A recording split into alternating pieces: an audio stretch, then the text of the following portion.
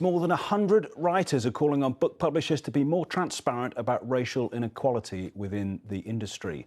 Those who've signed an open letter include Rennie Edo-Lodge, who only last week made history when she became the first black author ever to top the paperback non-fiction chart. She was later followed by Bernardine Evaristo, another author of colour, to top the fiction chart with Girl, Woman, Other. Both books propelled to the top by the Black Lives Matter movement. Well, I'm joined now by author Nels Abbey. He was another writer to sign the open letter. And joining us too is the founder of the publisher Dialogue Books, Charmaine Lovegrove. Welcome to you both, guys. Let's start with you, Nels. Publishing, like so many industries, just isn't that diverse, is it?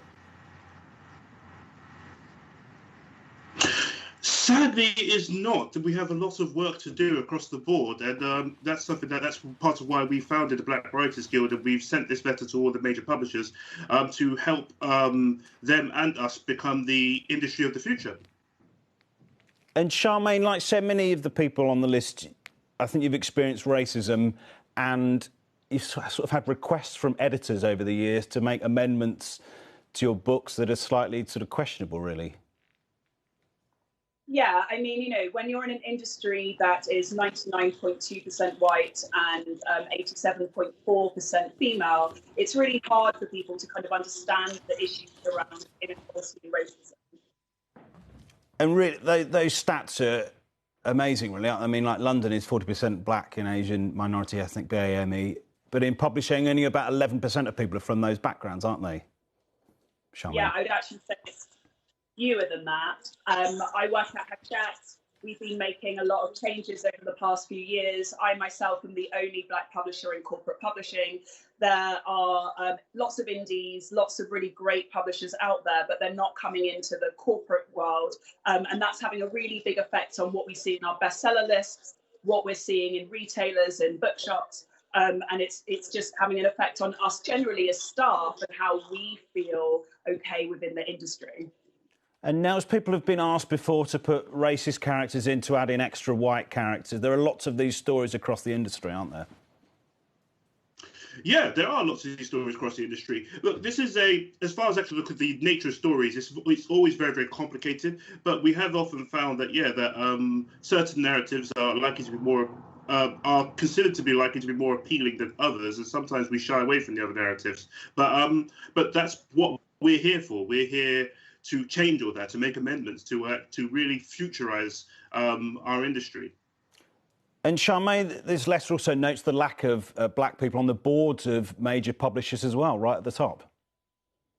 Yeah, so at Hachette we've got a scheme called the BAME board members. So we have a cohort who are of colour, who are shadowing the board at the moment. But in terms of actual black people on our main board, we don't have that. And that's across the board in the industry. It's really distressing to be a Londoner.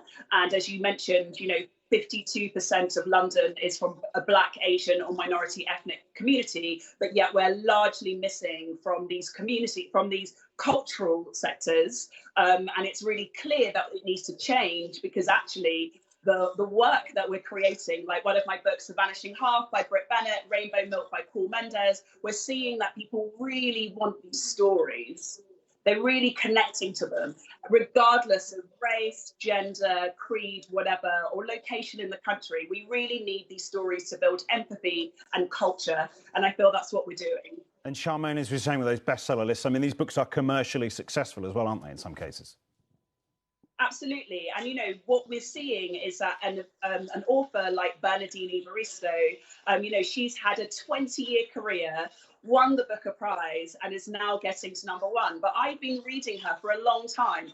Rennie Edo-Lodge, Why I No Longer Talk to White People About Race, that book was published in 2003. So the fact that we're only seeing her reaching the top right now is making us question what's really going on and why have these stories and narratives not been considered important. So that's where it shows that we need absolute real change, systemic change for the future. And Nels, I mean, what needs to happen, exactly now? It's quite broad. I think there's a lot of things we need to look at. We need to understand the actual data that's coming to us right now. We need to look at the infrastructure, or how publishers are are structured across the board. We need information. We need support across the wider periphery of the publishing industry, of the book industry. And I think above all, too, we need to kick in the door for new voices, diverse voices, black voices, so on and so forth. I think that is the very, very key thing. I'm lucky to have had my book Think Like a White Man published by a very, very progressive publisher who took a degree of risk on a very, very unique type of book, a satirical book on being a black person in the corporate world. But that's what we need. We need more people taking such initiatives in the future. Guys, thank you so much for that. Really interesting. Thank you very much.